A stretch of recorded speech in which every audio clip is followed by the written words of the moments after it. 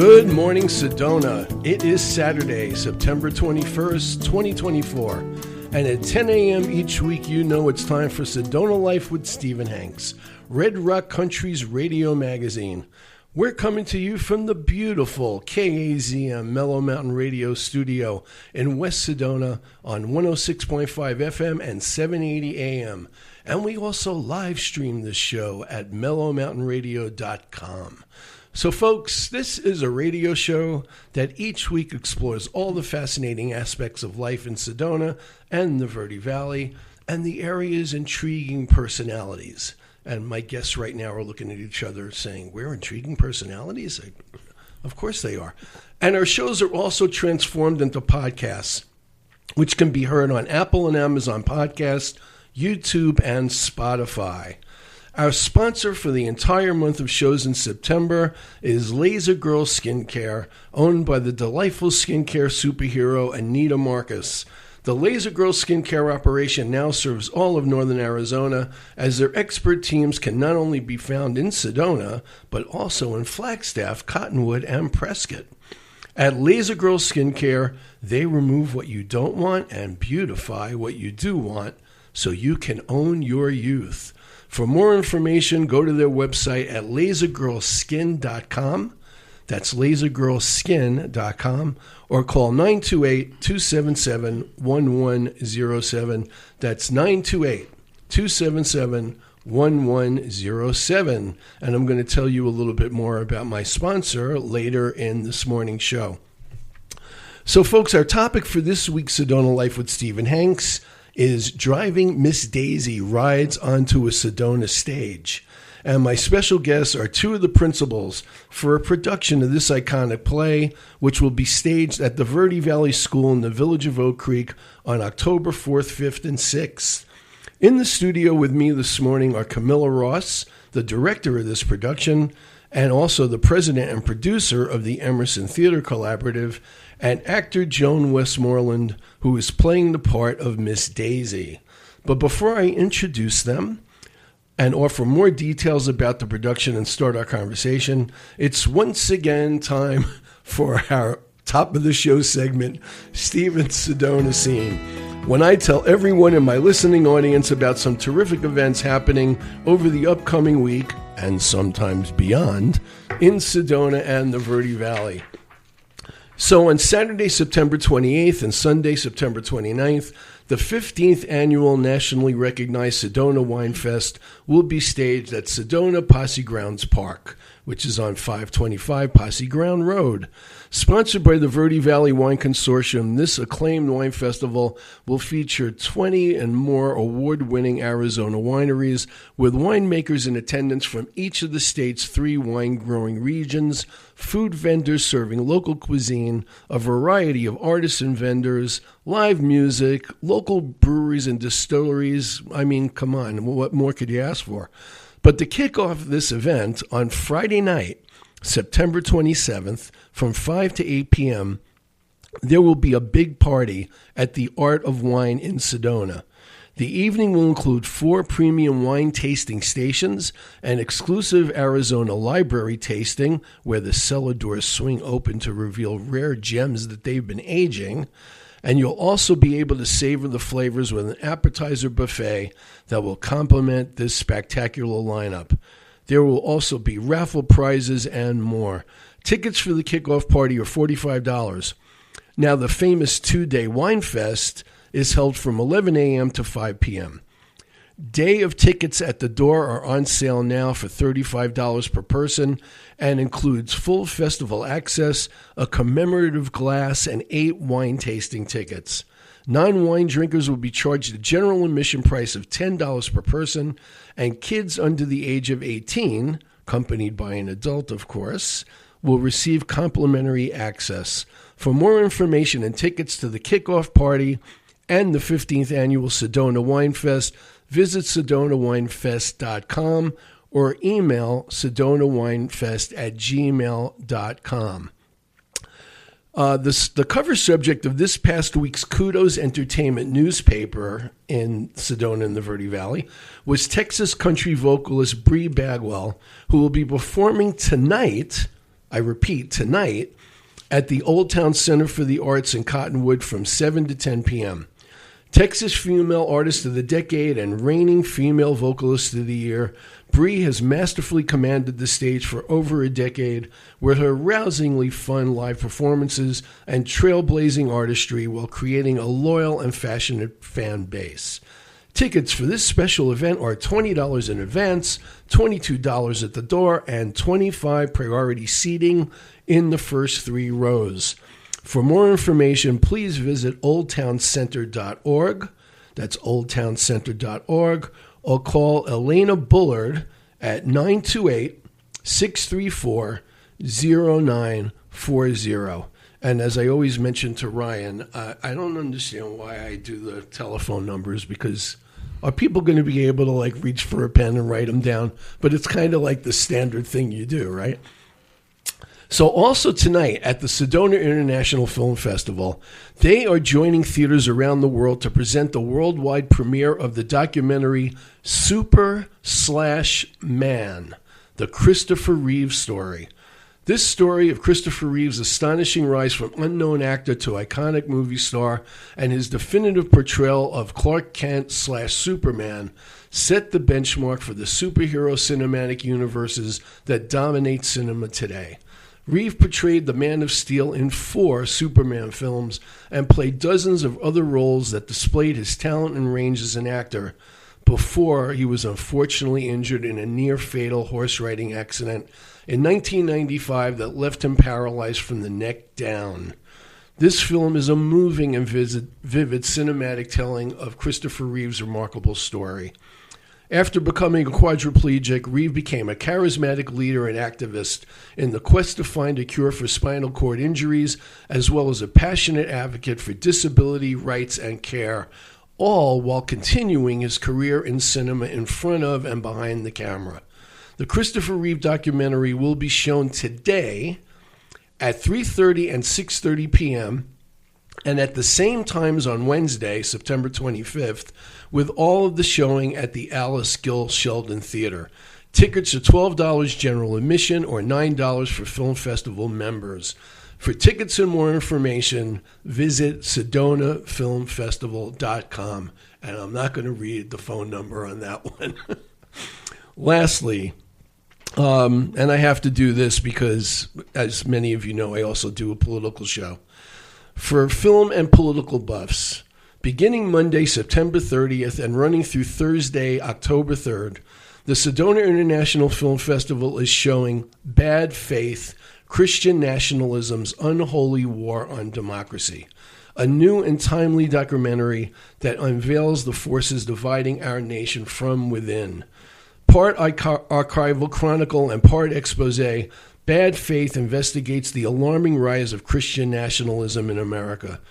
This movement, which was once on the fringes of Christian conservative thought, has surged to the forefront of American politics, driven by the belief in establishing a theocratic rule that aligns with its interpretation of Christian values.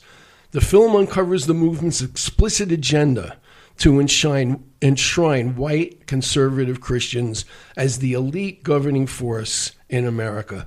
Through interviews with religious leaders, historians, investigative journalists, and political veterans, Bad Faith explores how this ideology has skillfully seduced tens of millions, becoming the most formidable political force in the nation. Now, there will be 4 showings of Bad Faith at the Mary D. Fisher Theater this coming Monday and Tuesday at 4 p.m. and Wednesday and Thursday at 7 p.m. For more information and tickets, go to sedonafilmfestival.com. And folks, I've seen this film, Bad Faith, and it is very scary, but also very important for you to see if you want to understand the evolution of what people call Project 2025. So, for those of you out there who don't know much about the play Driving Miss Daisy, it is a play by American playwright Alfred Uhry about the relationship of an elderly Southern Jewish woman, Daisy Wortham, and her African-American chauffeur, Hoke Colburn. And this was from 1948 to 1973. The play was the first in Uhry's Atlanta trilogy, which deals with Jewish residents of that city in the early 20th century. The play was actually inspired by Alfred Uhry's grandmother, Lena Fox, her chauffeur, Will Coleman, and his father. His grandmother, a Jewish woman who lived in Atlanta during the 1960s, had to give up driving after a car accident, and she hired Coleman, who drove her for 25 years. The play premiered at the Off-Broadway Playwrights Horizons in New York City in 1987 and won the 1988 Pulitzer Prize for Drama. Uhry adapted his play into the screenplay for the 1989 film of the same name, starring Jessica Tandy, Morgan Freeman, and Dan Aykroyd. All three actors were nominated for Academy Awards, with Tandy winning the Academy Award for Best Actress. The film received 9 total nominations and won the Academy Award for Best Picture, while Uhry also won an Academy Award for his screenplay. So the director of the presentation of Driving Miss Daisy is Camilla Ross, an award-winning producer, director, playwright, actor, president of the Emerson Theater Collaborative, which has been in operation for 8 years in Sedona, or is it 9 now? Is it still 8? It's still 8. It's still 8. You're almost at 9. Almost at 9. And 16 years overall. Yep, going on 17. Oh, man. And the mission of this organization has been to allow people to experience theater through the lens of the human condition, and I'm sure Camilla's going to talk a lot more about that. Camilla is a graduate of Emerson College in Boston, Massachusetts, a military veteran, a member of Actors Equity Association, a member of the League of Professional Theater Women, and a member of SAFECO, Sedona Area Veterans Community Outreach. It's a nonprofit organization supporting veterans. And in 2019, Camilla Ross and the Emerson Theater Collaborative received the Collaborator of the Year Award from the Arizona Community Foundation in Sedona. And I first met Camilla as a member of the Sedona Referrals Club, and we are pretty much neighbors in the village of Oak Creek. We are indeed, Stephen. And we've had many enjoyable times over glasses of wine. This is true. And she introduced me to peanut butter bourbon. Yes, it's great stuff. Oh, I know. That was amazing. Deadwood Distillery. Speaking of liquor, let's transfer over to Joan. No. I resemble that remark. For Joan Westmoreland, the actor playing Miss Daisy, this is her 7th production in a show with the Emerson Theater Collaborative. Joan has also performed in Our Town, Sedona, Only We're Dead, and From the Grave for the Sedona Historical Society. She has also done multiple shows since 2019 with the Red Earth Theater Company here in Sedona. And prior to moving to Sedona, Joan appeared in many theater productions in San Diego. Joan is retired from the Ninth Circuit Court of Appeals, where for 16 years she served as a chief of staff to a Ninth Circuit Court of Appeals judge. And by the way, Joan, as we all know, when you're in theater or music or any kind of entertainment, you usually have to have a real full-time job.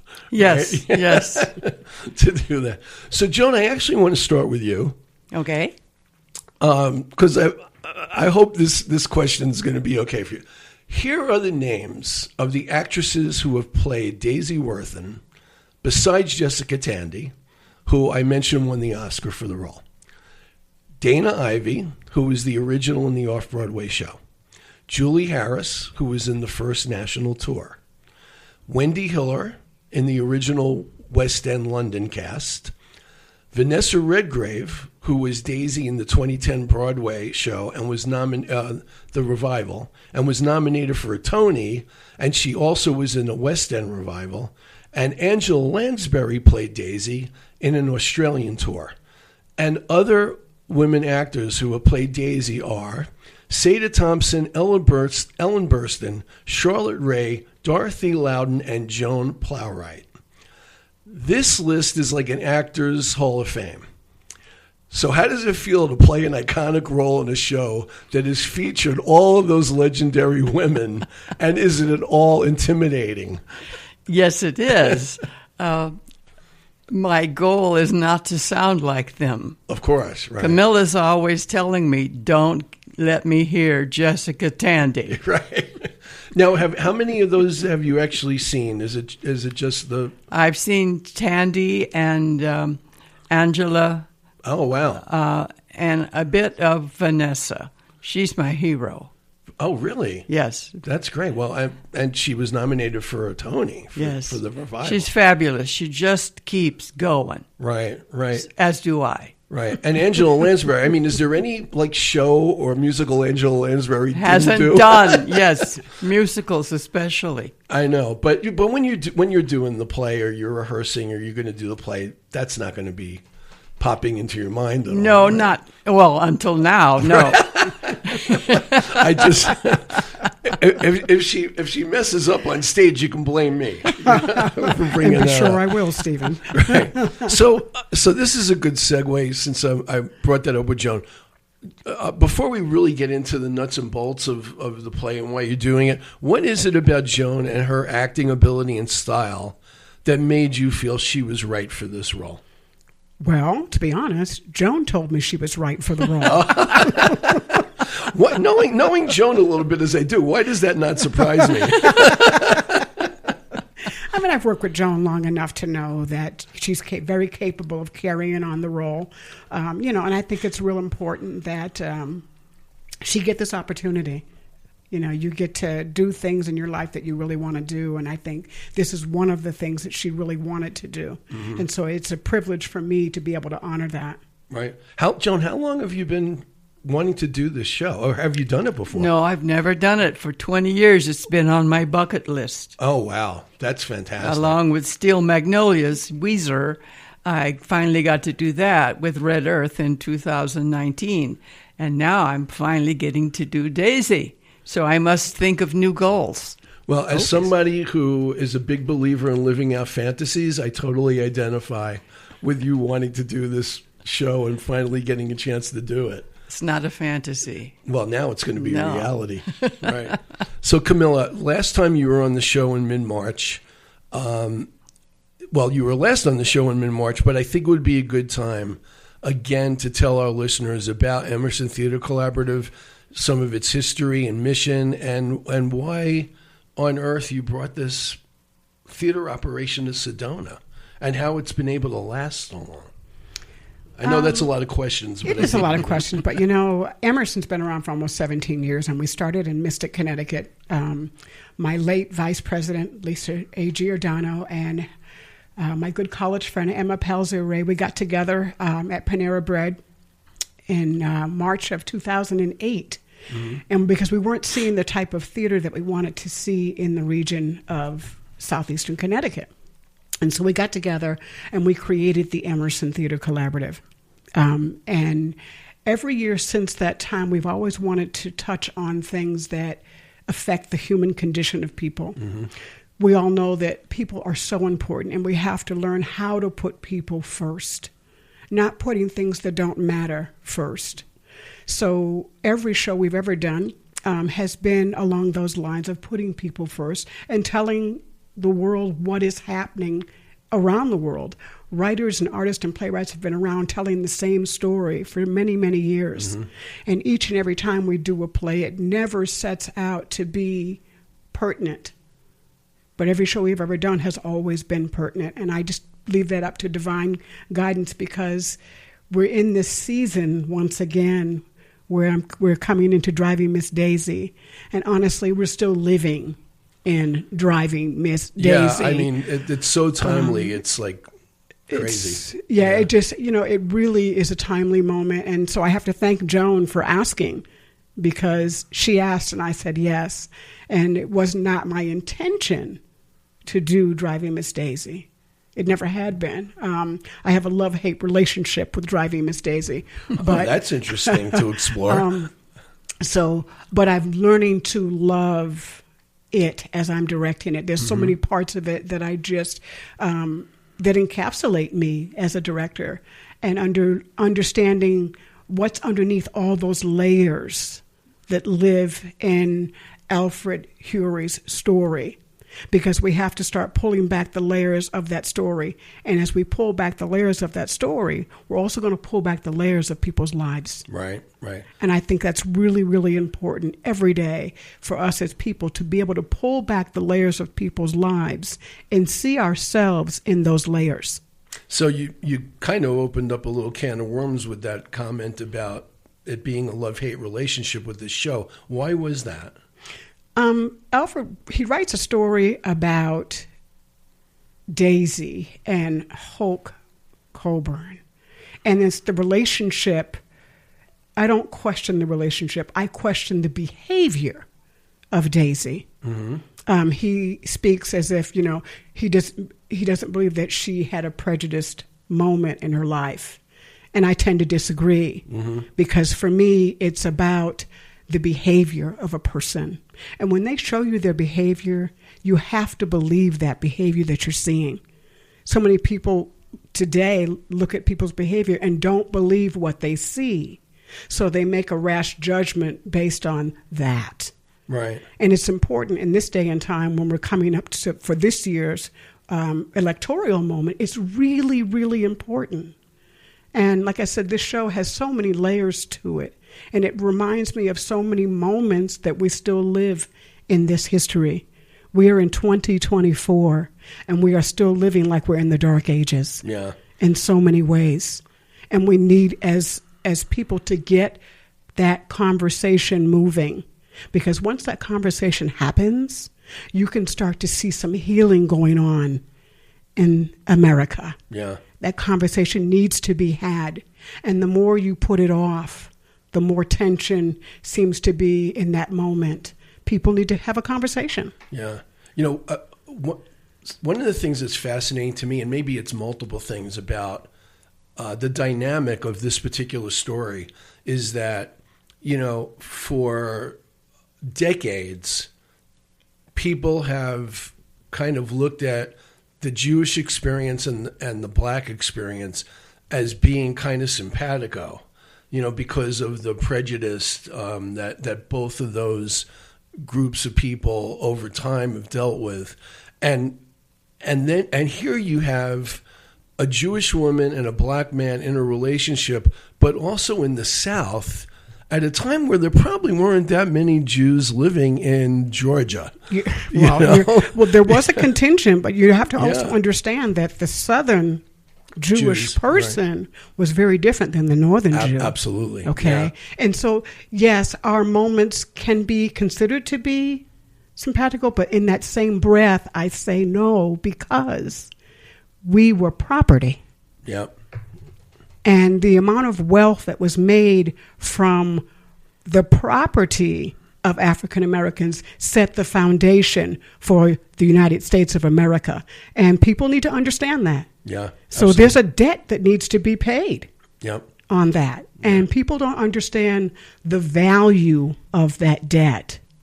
And so I think Driving Miss Daisy really sets a foundation for us to understand that story between Miss Daisy and Hulk Coburn. Because what I think, he really taught her how to be a human being. Mm-hmm. And I think it's so important that we as people learn how to be good human beings to one another. Yeah. And I think that's the very foundation of this story, yeah. is being a good human. And Hulk Coburn was always a good human to her. And she learned how. A very patient person. Exactly. We all have our things. And I think Daisy, as beautiful as she was, she had her moments, as we all do. But she learns how to love him, even though she doesn't say it. Mm-hmm. And I think that's the beautiful part of Alfred Uhry's story. Yeah, that's so right. So, Joan, going back to how long you've wanted to play this character and how much you wanted to play it, now that you're doing it, I mean, how have you seen that character? I mean, one of the cool things about this particular story is the evolution of Daisy over time. Hulk pretty much is the same person. Maybe he changes a little bit, but the fascinating evolution is Daisy. How do you see the role, and what are you coming to it with the perspective of how you want to play her? Well, Daisy goes from 72 to 97. So in itself, that is a challenge. Exactly, yeah. Because we don't have time to really do much changing. So it has to be mostly an attitude. That's a great point, because usually people are set in their ways by 60s. You better believe it. Right. In 1948, 72 was an old woman already. Right. Yeah. We like to think nowadays that 72 is the new 40. But in those days, if you were 72, you were already pretty old. Close, yeah. Yeah, you were already old. You're pretty much over the hill. As Hoke says, gone round the bend a bit. Mm-hmm. But a lot of people, especially white people, look at this play as a cute little comedy. Mm-hmm. It's more than a cute little comedy. It is not just a cute little comedy. Yeah. It is a mirror of what happened and is happening, unfortunately, today. Absolutely. It's a hardcore drama. Mm-hmm. And it has to be approached from that. Right. And Camilla is bringing that to me because she sees it from a whole different perspective than I'm able to. And so I'm learning. We all three of us are learning. And we're learning how to do it together and to pull out what we can from this script because we're bound to the lines. So given the fact that you had some idea about the character and how you might have wanted to play it coming into it, what is Camilla's direction? How has that changed any of your perspective about it? What have you gleaned from that director-actor relationship? I have discovered that she is much more prejudiced than I thought, and most people think. She denies it 3 times in the script. Yeah. Methinks she doth protest too much. A lot of the prejudices between the lines. Yeah, why would she say it so often if she wasn't afraid that it might be true? Well, also, something that was beautiful about Southern women is they could be really nasty, but do it sweet way. Yes. Well, bless your heart. Bless your heart. Yeah. But the trick to it is to show that prejudice and bigotry and yet not make her unlikable. Right. Because exactly. if she's not likable, why would people come to watch the play? Right. You'll tune out after the first 20 minutes. Right. We don't like her. Let's go home. So she's got to be adorable, sweet little old Southern lady who's got a really dark side. And it's the worst kind of prejudice because she doesn't acknowledge it. Mm-hmm. She's unaware of it. She doesn't think she is. It's true. She does not think she is. Absolutely. And so that may be the worst kind because you're unaware of it. Right. So I want to get into some of the deeper themes in the show. So I'm going to take this point to do my sponsor break, and we can come back and spend the rest of the show talking about Driving Miss Daisy. So as I said earlier, a sponsor today and for all of my shows in September is Laser Girl Skincare, owned by the Laser Girl superhero herself, Anita Marcus, who, by the way, has been one of the terrific past guests on Sedona Life with Stephen Hanks. And speaking of that, Camilla, did you know that you were one of the few returning champions on my show? I mean, maybe had 3 or 4 people that have been on twice, and you're one of them. Wow, There were no privileged. There were no prizes. Stephen, the prizes I get to talk to you. Exactly. That always hasn't been your favorite thing to do at the Referrals Club, though. Anyway, be that as it may, Anita's operation now serves all of northern Arizona with their expert team in 4 convenient locations: Sedona, Flagstaff, Cottonwood, and Prescott. Laser Girl Skincare offers the latest in custom curating a personalized treatment program to match your specific needs and at affordable pricing that fits into your busy schedule. Laser Girl Skincare begins each visit with a thorough consultation to discuss your concerns, your medical history, and your lifestyle. They remove what you don't want and beautify what you do want for results that last long after you leave their clinic. Because at Laser Girl Skincare, they want you to own your youth. And I can personally recommend Laser Girl Skincare because I am a satisfied customer, and I will not reveal the treatment that I had for my listening audience. I'll tell my guests after the show. Before you get any ideas about my treatment, I just said I wasn't going to say that. For more information, go to their website at lasergirlskin.com or call 928-277-1107. That's lasergirlskincare.com. So, Camilla, before I forget, before we get into the deeper stuff, tell the audience there were other actors in this production. Can you tell us a little bit about who else is involved and Sure. just so we give them a little love? Yeah, we have James Yaw coming back. James Yaw is a company terrific, member. yeah. He's really, really terrific in his role. He played in Is he the Dan Alabama. Aykroyd part? Yes, he is. He Yeah. plays Booley. And he came to me when I did Alabama Story along with Joan. Mm-hmm. Had not done theater before, and he's been with me now six shows, Yeah. and has really, really grown as a theatrical actor. He's just amazing, and he really understands Booley. Mm-hmm. So I'm really loving working with him again. It's such a pleasure to have him. And the other gentleman is Ernest Pittman. Mm-hmm. This is Ernest's second show with me. He came by the way of A House with No Walls. So this is his second show, and he's learning quite a bit. And he's playing... He is playing Hulk Coburn. Oh, he's playing Hulk. Yes. Right? Of course, yeah. Yeah. And Yeah. I think he's wonderful in his role. He really is. That's great. So let's talk a little bit about that character. What's interesting about you directing the play and is that you're a black woman, and so you have your perspective on this story as you just talked about. So how do you see that character? How does he evolve? What's your take on it as you direct that part? Hulk is a very beautiful human being. He is loving, he's caring, he has a dignity about him, which is really, really important for all men to have. But he has it in such a way that will truly endear you to him as a person. The way he loves and his kindness for Daisy always. It's not a matter of him being subservient to her at all. Mm-hmm. It is a matter of him being the way he is as a human. And I think people need to understand that even in that time, it was a job for him to do.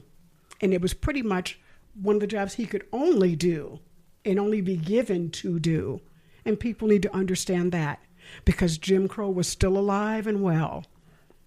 And, you know, it's important for people to understand the context of which the play is really set in. Yeah. And so he's a very delightful human and a very kind and loving man.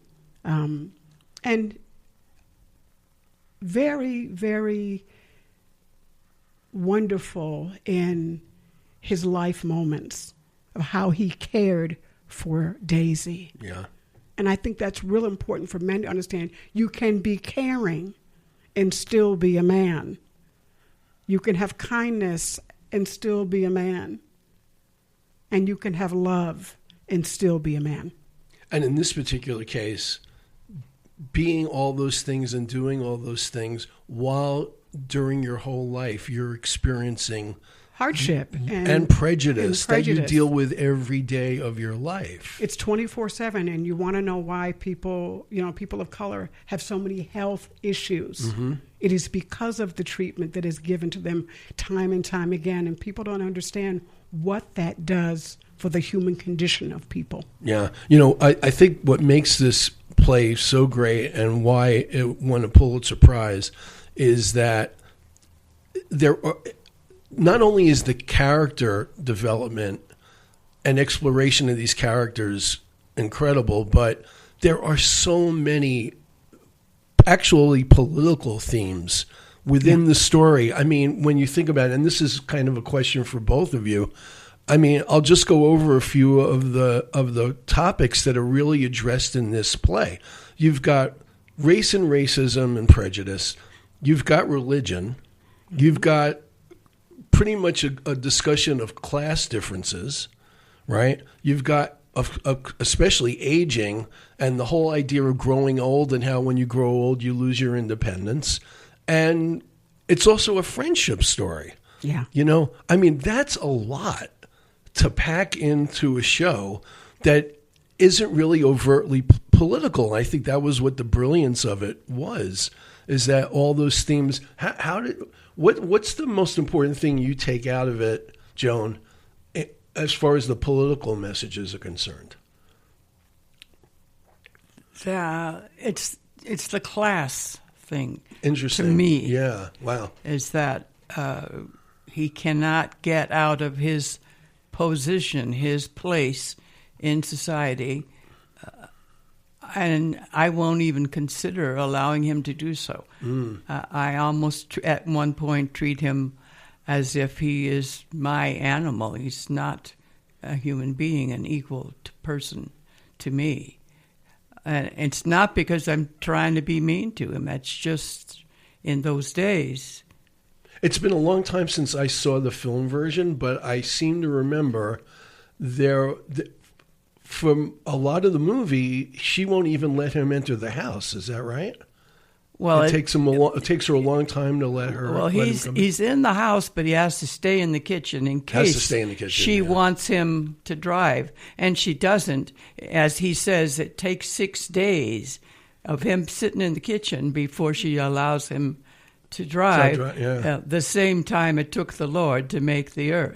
That's right. Which is where I guess the religion part comes in. Well, the important part in this, in that moment, you know, there's a scene where they bomb the synagogue.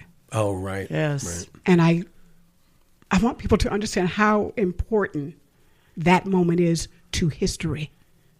Because not only has it happened in the synagogue, it's also happened in the black churches.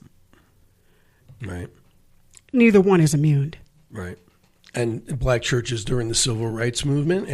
And speaking of events like that in synagogues, a few years ago we had somebody shoot up people in a synagogue in Pittsburgh. Exactly. Over the political situation now, which is another reason why this play is so resonant now. It's really, really important that people understand the human condition and what is happening, not only in America, but we can look at the global spectrum. Yeah, yeah. Joan, don't take this personally, but how do you view the whole kind of exploration of aging in this play, especially since you're playing an older woman? Well, one of the parts of it that grates me, probably because I'm aging, is the fact that she is put into a facility and her house is sold while she's still alive. And Booley comments on that. You know, she hasn't been here for 2 years, but it feels weird selling it and emptying it while she's still alive. And some people, knock on wood, so far I've still got my facilities, but some people have them still, and their relatives do that to them. Daisy is already gone around the bend by that time a bit, and so she doesn't have the power to say, no, you can't do that. You can't sell my house and remove my things. You can't do that to me. So it is done to her. Yeah. Which, viewing who she has been all of her life, if she was able, she would be kicking and screaming. Yeah, yeah.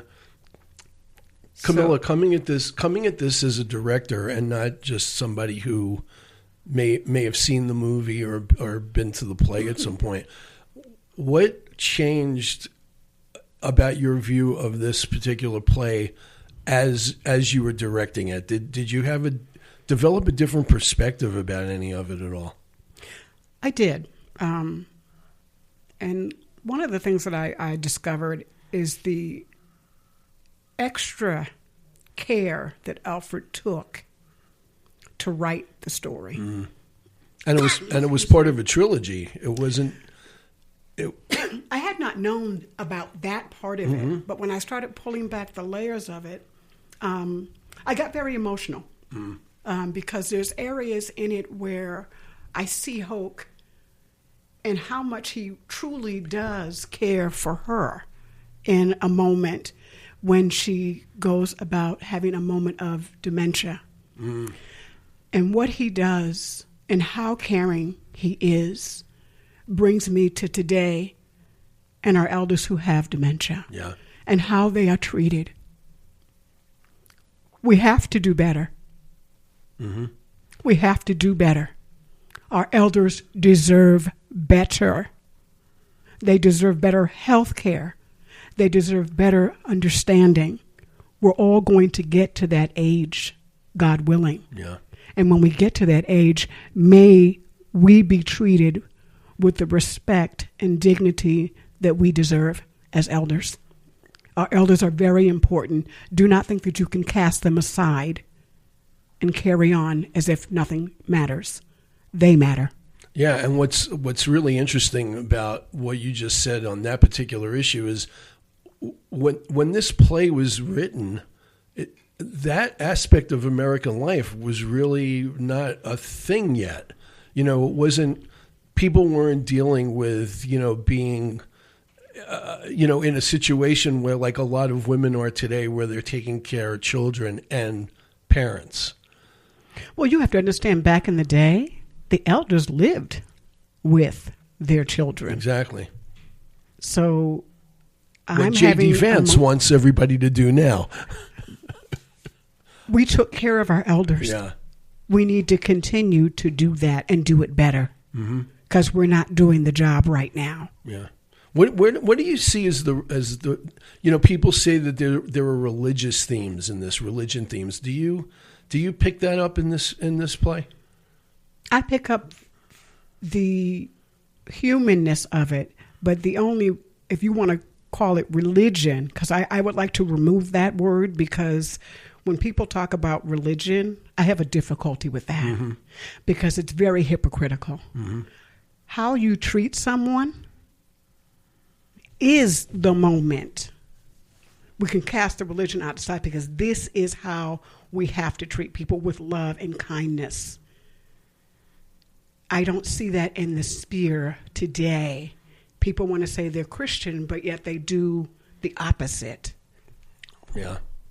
So let's have a conversation about that. Absolutely. You can't tell me that you're a Christian and treat people with disrespect. You can't tell me you're a Christian and discriminate. You can't tell me you're a Christian and have a racist thought in your moment. Yeah, I hear you.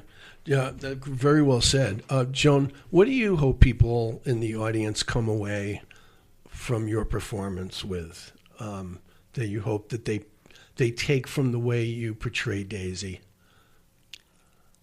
I hope that they have a warm feeling when they leave, that they have experienced the lives of someone real, Hoke and Daisy and Booley, and that they see each other as the same. The dividing things are really only superficial, that everything underneath is the same. Daisy finally realizes Hoke is the same, and that we can bridge our differences and we can have warm feelings to each other. And like Camilla says, just be kind. It takes Daisy totally dependent before she becomes kind. Absolutely, yeah.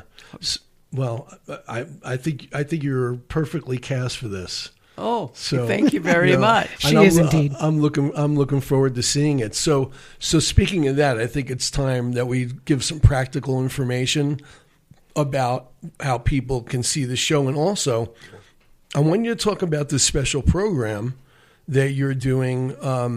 You have a program on Saturday, October 5th from 5 to 6 p.m. called Sights, Sounds, and Samplings of the Southern Experience. Tell us what that's all about. So that experience is to bring the culture into the moment. When people see a play, they don't always get the culture of it.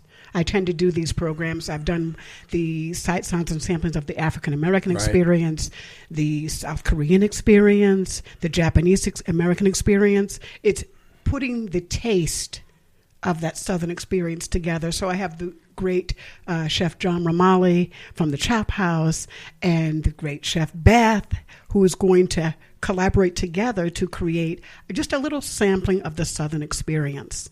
So there'll be hush puppy, sweet potato pie. Oh, my goodness. A little bit of, fried chicken in there, maybe some sweet tea.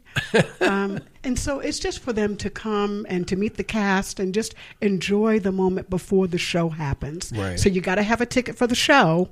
Right. To get that, that good discount for the event.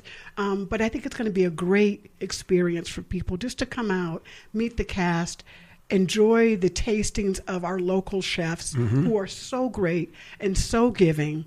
So if you haven't frequented the Chop House, please do. Which is in the village of Oak Creek in the Collective. Yes, it is. And if you, Chef Beth, she does a lot of catering around town. Please, please, please check out these chefs because they're amazing. So when you have an event, utilize them because they're really great for our community. And they're also giving of their time and of their talents. Yeah. And that in the community is really, really important. So Emerson Theater Collaborative opens with October 4th, October 5th, and the 6th. The first two shows are at 7 p.m. The Sunday show is at 2.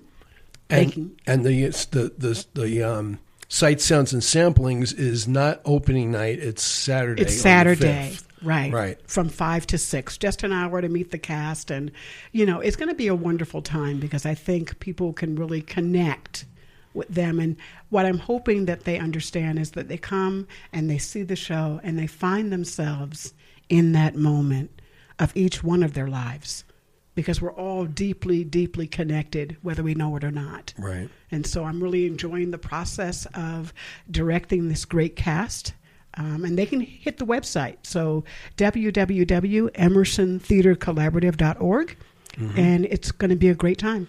Yeah, and if you go to the website, that's where you can get your tickets and pick your seats on the reserved seating map. So that's for advanced purchase. There's general seating for $35 and advanced purchase reserved seating for $45. And at the door, the night of the show, it's also $45. And the sight, sounds, and sampling, is that an additional It is. charge? It's a $20 cost for those that have a ticket. Okay. And if you don't have a ticket, it'll be $45. Awesome. And so, and by the way, this is all important. The show is at the Verde Valley School at 3511 Verde Valley School Road in Sedona, although it's the village of Oak Creek. It's a Sedona zip code. But again, it's at the Verde Valley School, 3511 Verde Valley School Road in the village of Oak Creek. And again, as Camilla said, the shows are October 4th, Friday, October 4th at 7, Saturday, October 5th at 7, Sunday, October 6th at 2 p.m. So, Camilla, tell us what else you have in the hopper for future Emerson Theater Collaborative productions, if you're allowed to give it away. Good. We're so excited. We are doing, for the holiday season, we're doing 5 pieces from David Sedaris' Holidays on Ice. Interesting. I know you're a big fan of David. Oh, I love him. Yeah. He's wonderful. So we have a great cast. Joan is part of that cast. Of course. And so the first show that opens is actually November 29th. It's early this year. Oh, wow. So right after Thanksgiving. Yeah, exactly. Yeah. So we're hoping that Thanksgiving week, people come on out because it's going to be a great fun time. So the November 29th, November 30th, and December 1st are the show dates. We have an amazing cast: James Yar, Joan Westmoreland, Sean Spencer, Audrey Young, Tara Shellman, Lisa Glinsky. It's going to be great. So it's going to be a lot of fun and very different than what we're used to doing. Sure. So I'm recreating 4 of his stories, but for Santaland Diaries, we have to read that verbatim. So we cannot change that as part of the relationship that we have with the Congdon Associates. So we're very happy and very proud to be able to do this here for Sedona, and we thank David Sedaris for saying yes. Yeah. Joan, as Camilla was talking about these different shows that she has done and is doing, you've been in a lot of them. they sound like you've done very, very different things in these shows. I remember because I was in the cast of The Great Gatsby. Yes, a that was couple of fun. seasons ago, and you had some really comedic parts in that.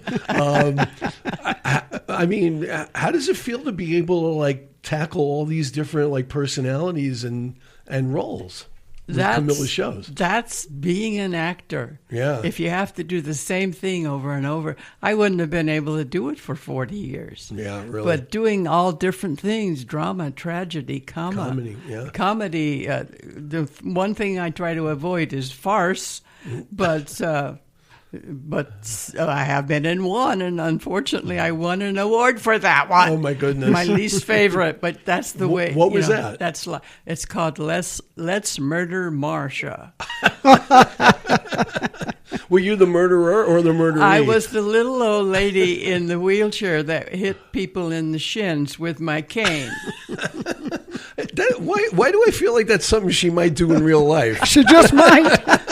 Daisy has a cane. Beware. Wow, that's great. So, Camilla, anything else after the holiday season, or are you still working on? I've got for January. I'm going to be doing our second annual Zora Neale Hurston and Langston Hughes readings, and it's my hope this time is to have Lucy Ann Hurston in-house. That's my goal with that. And then we have something for February. I'm working on a series of James Baldwin readings. Oh, my goodness. For February. And we in time to inaugurate the first black woman president. Time will tell, Stephen. Time will tell. I'm sorry. I have to fit in my little pitches. I understand. But I'm really excited about an original piece that we are working on. It's called The Dinner, Connections and Perspectives. It's 10 extraordinary women who are professionals, and we tell their stories. Oh, wow. That of sounds these professional really fascinating. women. It's really wonderful because we have Bev Copen, that used to live in Sedona, is one of those women. Risa Shepherd is one of those women. She's the Pilates queen of L.A. And so it's really, really wonderful. Yeah. You had another organization, sort of a complementary organization called the Arts Academy of Sedona. Yeah, the Arts Academy is the cultural arm. Okay. That's who creates the sights, sounds, and samplings. I thought so, yeah. And all of these other events that we try to have that bring culture to Sedona. Arts is important. Culture is important. To connect those two together with art and culture, food, dance, music, all of those things that allow us to feel the humanness of people and the connections that they bring. Music is the universal connector. Next to food, you sit down with food and get people together. There's no other conversation happening but what's happening on that plate. Right, exactly. One of the things that just occurred to me, and we didn't mention this earlier when you were talking about Emerson Theater Collaborative, was that the organization is a nonprofit. It is. You have gotten grants from Sedona, but you always need resources to be able to do this program. So tell us how people, if they want to contribute and donate to keep this great organization going, they can do that. Well, first I want to give a shout out to the city of Sedona because they gave us a fabulous grant for this project. I saw that in the paper. $12,000. Yeah. So thank you, City of Sedona. But also the Arizona Commission on the Arts. They do some extraordinary things and giving money for nonprofits to do the work that they do. And it's very difficult right now for them to be able to do that. So donating to arts organizations is important. You can go to our website at emersontheatercollaborative.org to donate. You can go to the Arts Academy of Sedona website to donate. Please support your arts organizations because it's because of what we do that we're able to educate children through theater. We're able to bring people together through theater. The arts is important. Culinary, music, dance, theater. Put all those things together and come to the Arts Academy of Sedona because that's where we put all of those things together and then give you food for the tasting of that culture. Yep. So I thank our people. Thank you, Stephen. Yeah, thank you, Joan. Thank you. Thank you, KAZM. Yes. Yeah, I just want to reiterate what Camilla is saying about donating, because I've only been in Sedona a little over 3 years, and being involved in theater and cabaret and all kinds of entertainment back in New York when I lived there. I was concerned when I got here about what was going to be available culturally and with theater and music. And there is a vibrant community, but there isn't a huge amount of theater options in the area. So, if you want to see live theater, if you want to see really great productions from people who are really passionate about what they do and also very good at it, real professionals, contribute to the Arts Academy of Sedona and the Emerson Theater Collaborative, because they're doing fantastic work. And also, another reason you need to do it is that Joan wants to continue acting in shows. I want her to continue. Joan, really quick, since this was always a part you wanted to do with Daisy, is there another part that you have always wanted to do that you're going to convince Camilla to produce? I am a little bit long in the tooth for this role, but I can fake it. Okay. Long Day's Journey into Night. Wow. Eugene O'Neill. Wow. Yes. That's big, like Katharine Hepburn said, let's do it before I die.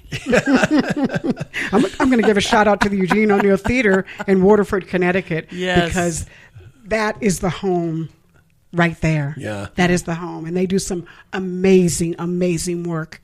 Yeah. Just really quick before we close, I just wanted to make this observation.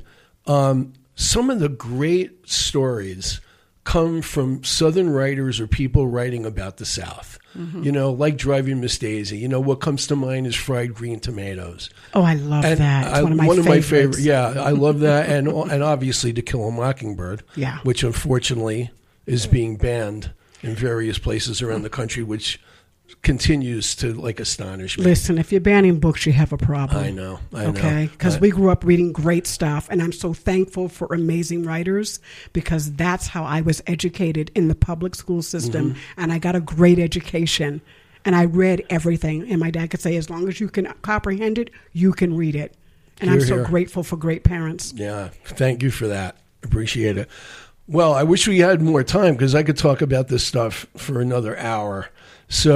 But that's all the time we have today. Again, I want to thank my special in-studio guest, Director Camilla Ross of the Emerson Theater Collaborative, and actor Joan Westmoreland, who will be playing Miss Daisy in Driving Miss Daisy on October 4th, 5th, and 6th at the Valley Verde School in the village of Oak Creek. Ladies, thanks so much for being here. Thank you for having us. Really appreciate it. And special thanks to my show sponsor for the entire month of September, Laser Girl Skincare, owned by the skincare superhero herself, Anita Marcus. The Laser Girl skincare operation now serves all of northern Arizona, as their expert teams can not only be found in Sedona, but also in Flagstaff, Cottonwood, and Prescott. At Laser Girl Skincare, they remove what you don't want and beautify what you do want, so you can own your youth. For more information, go to their website at lasergirlskin.com. That's lasergirlskin.com. Thanks as always to my tremendous producer in the booth, Ryan Thompson, who after the show, as always, will send me the audio that will transform this show into a podcast that you can listen to on Apple and Amazon Podcasts, YouTube, and Spotify. You can also find Sedona Life with Stephen Hanks on Facebook. Join us again next Saturday morning from 10 to 11 a.m., when our theme will be improving health and longevity through optimal nutrition, and my special guest will be New York-based registered dietitian Jean Hanks, who happens to be my daughter. And if you're into Democratic politics, whether local or national, tune in to my other KAZM, So the Patriotic Progressive, every Saturday morning from 8 to 9 a.m. But for now, I thank you for all listening to Red Rock Country's Radio Magazine. Have a great week, everyone. To Sedona.